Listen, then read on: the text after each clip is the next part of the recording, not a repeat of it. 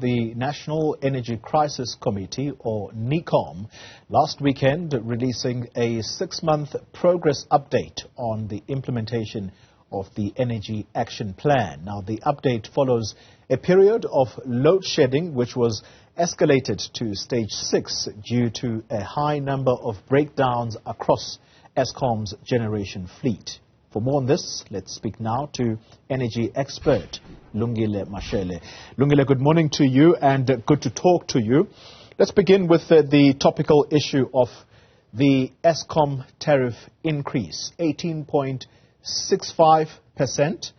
The president, in a way, I'm not sure what you make of his statement at the Free State conference there, where he was closing that, saying he has asked the officials at Eskom to suspend this increase. This morning, I had a brief conversation with the Eskom board chair who says they have no choice but to implement what NERSA has given them.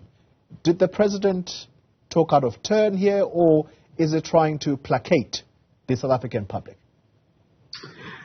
Really, it's rather unfortunate that the president of the country chose to use that platform in particular to address the nation a week after cancelling his Davos trip, and he did not come to us as the nation to address us on our concerns around the energy sector, using that moment to grandstand, number one. But secondly, it brings to question why we spent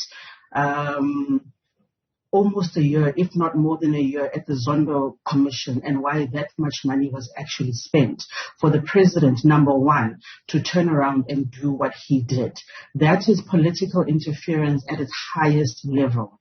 Yes, the NERSA tariff is deemed high, and most people are going to feel it, especially under the current economic conditions. However, there is a reason why we are here. And it's primarily because Eskom is owed money through the regulatory clearing account, but also through their multi-year price determination process.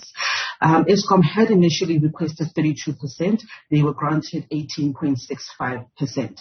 The president had absolutely no right to do that, to put the leadership, the board of Eskom under so much pressure. They can do nothing about it. If the president feels like there's something wrong with the Eskom's tariff, or it was not derived in a way that is fair and is equitable, there are legal processes to go through this. NERSA does publish their decision record. He should have taken this decision record, go to the courts and challenge it like other people are doing.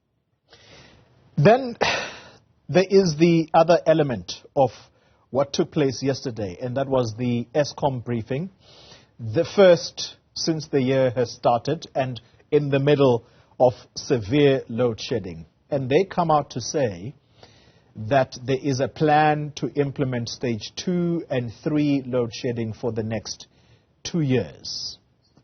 Then come the newspapers who say, well, we actually listened very carefully to that briefing. There was a contradiction between the board chair, who said that statement about the 2-year stage 2, stage 3 load shedding, because the CEO, the outgoing CEO, could not commit to higher stages being implemented. Where are we? So, ultimately, let's use the stage 2, stage 3 as a basis and understand that for the next 24 months, we will not go below this. But just this afternoon, we're going to stage 4. We're currently in stage 3, I believe. So let's definitely, so for me, it was not necessarily a contradiction. You had the board chair who was saying that for the next 2 years, let's anticipate that we will load shed each and every single day. Even if you do look at Eskom's forecast for the next year, there is load shedding planned each and every single month. I think what Andre was then doing was then saying that there are operational challenges which will require higher stages of load shedding throughout the course of the day or the week or the month, primarily as a result of Eskom's fleet. But one thing we should definitely know as South Africans, for the next 24 months, there will be load shedding. Minimum stage 2, stage 3 at a very minimum, but anticipate higher stages as well. Okay, so anticipate higher stages. What are we looking at? I know we've traversed this path, you and I, at the beginning of the year. You anticipated stage 6. Lo and behold, it actually was announced. I think it was a week later, because we would have spoken towards the end of the week. Is it possible at all, Lungile Mashele, to avoid going to stage 8? Because I ask you this question on the back of what Andre de Ruyter says, and that is that as things stand, there is planned maintenance of these plants, right? So we are now talking about planned load shedding on their part, and then there is the element of unplanned maintenance where the plants break down. So he says, at the moment as things stand, that planned maintenance is ongoing, but they are going to suspend it at some point towards the winter months. And I'm asking you the question, are we not at crisis level anyway? And so how is it that we are going to avoid, or can we avoid, stage 8?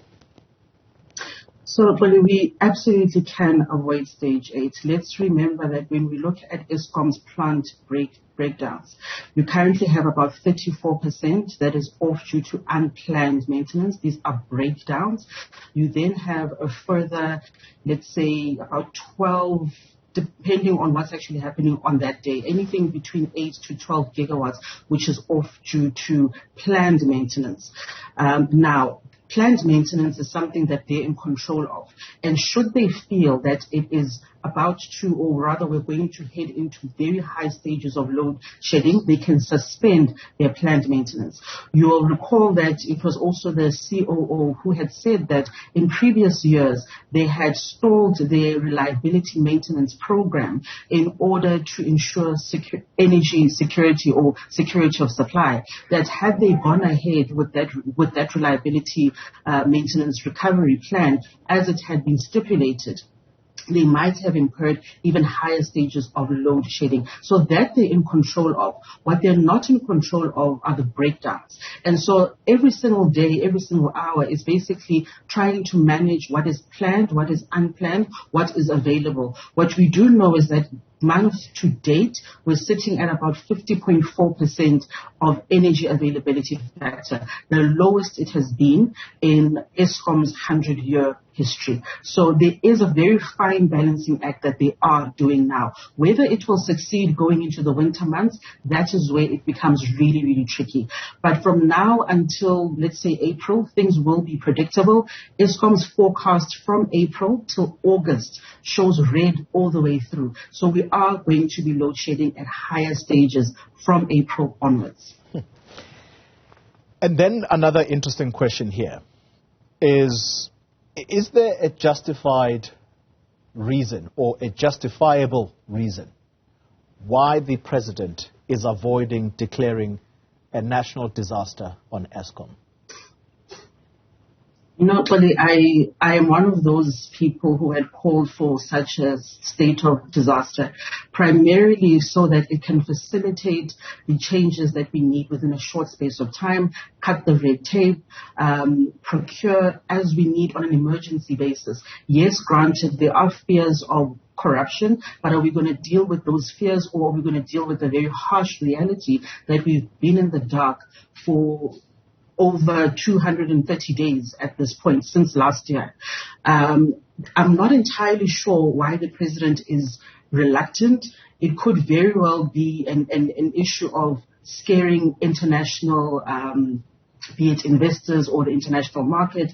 And you saw what happened last week in Switzerland, where when they were asked, Treasury heads as well as Reserve Bank heads, what is the plan? When is load shedding ending? They gave random answers of 6 months or 12 months. No one knows where these numbers were actually coming from. But 6 months, trust me, does sound a whole lot better to someone who does not understand the situation than saying 24 months. And I suppose they do want to protect the country, and going into a state of disaster for energy in particular perhaps does not bode well for the political message or the financial message that they want to send out there.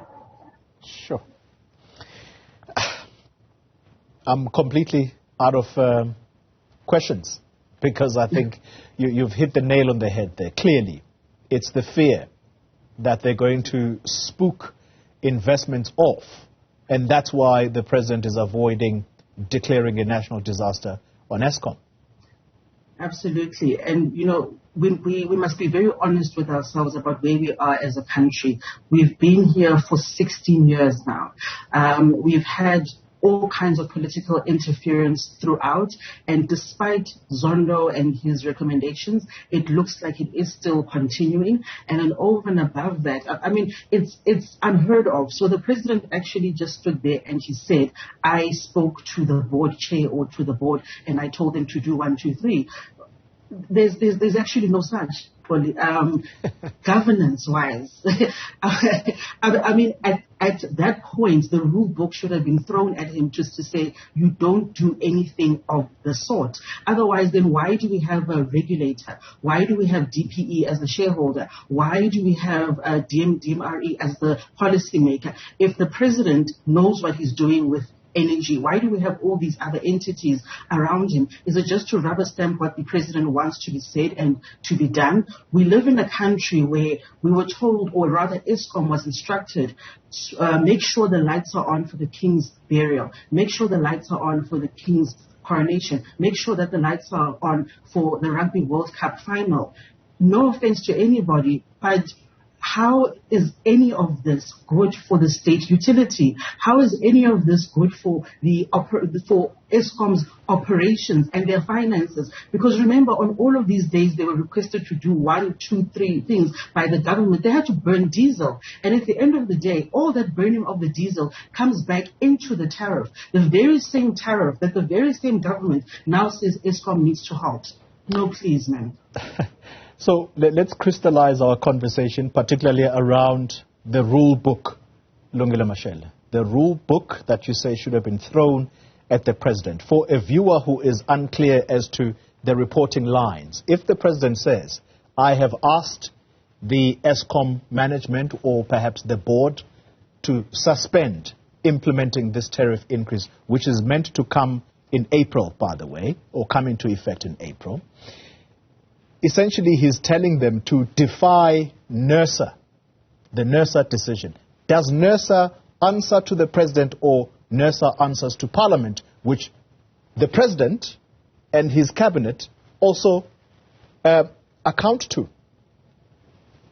Thank you. So NERSA is an independent institution. It is the regulator. Its role is to regulate not just Eskom, but other utilities or other entities in the energy sector, and mining also.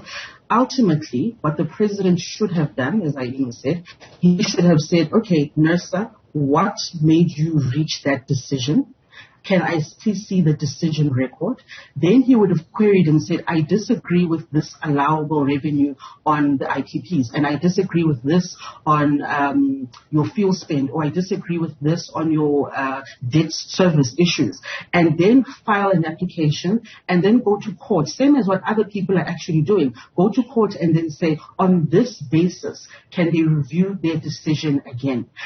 NERSA does not answer to the president of this country.